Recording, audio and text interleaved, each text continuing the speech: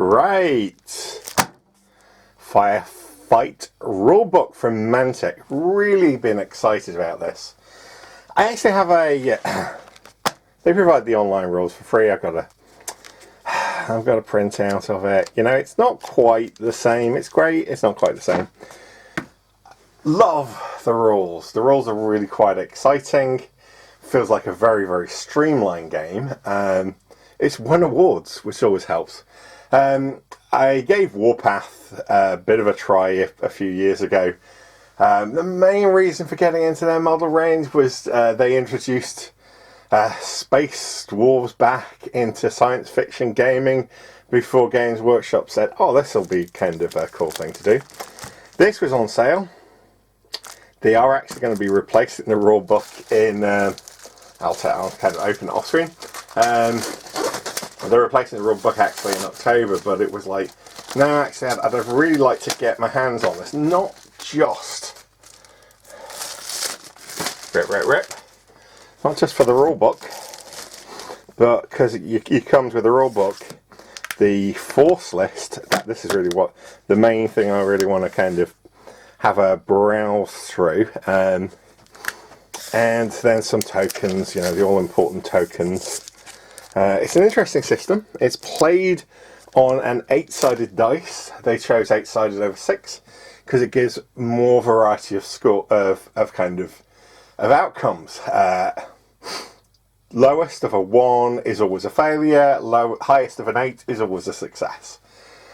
So if that was 1 and 6, like literally 1 and 6 times. Well, a third of the time it would either be a critical success or failure. Now it's only down to a quarter. It gives more variety, it gives more stats. The system is really quite like I said, quite streamlined, particularly to Games Workshop, which is its obvious comparator. Generally, from memory, you shoot, and then you have to kind of score enough points to actually injure as well. So there's no save roll. So it's a whole phase of rolling that you don't have to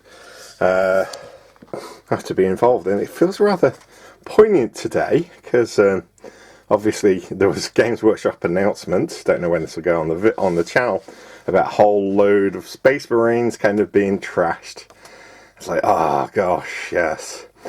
And most of your Games Workshop models will actually play here. You know, the Enforcers are kind of an obvious kind of version of kind of Space Marines. You've got Marauders, which are an Orc faction. Forge Fighters, we'll come back to them in a second. GCPS, who are basically Guard. Marauders. Orcs, different styling of Orcs. These are more like basically pirates, a bit like Orcs used to be actually. And then Forge Fathers, my absolute favourites. Gotta love the Space Dwarves in their powered armour. Beyond that, you've got, like I said, Firefight rules.